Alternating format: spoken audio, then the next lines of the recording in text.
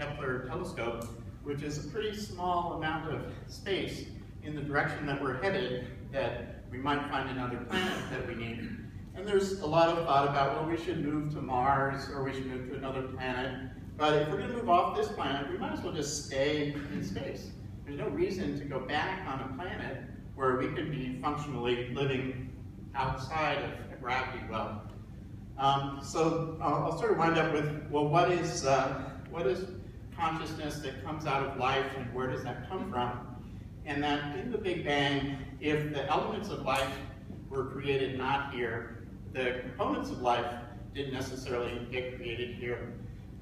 So life itself may have been created in part of this evolutionary process of matter. And that here's another exponential chart with time and an exponential measure of complexity of life. And if you just plot the complex life forms on this planet, from single cell organisms to mammals and so forth, draw a straight line through it, it turns out it's not zero when this planet started 4.5 billion years ago. It's actually closer to 10 billion years ago, where if you just project the complexity of life backwards, which is another indication that life didn't start here. And so what is life? What is consciousness? There's a guy at MIT named Max Tegmark who posits that life and consciousness is just another form of matter, sort of like steam and liquid and solid, and that you go up a chain of complexity into life and consciousness, and that life and this consciousness may have originated more than 4.5 billion years ago and not on this planet. We already heard a little bit about consciousness.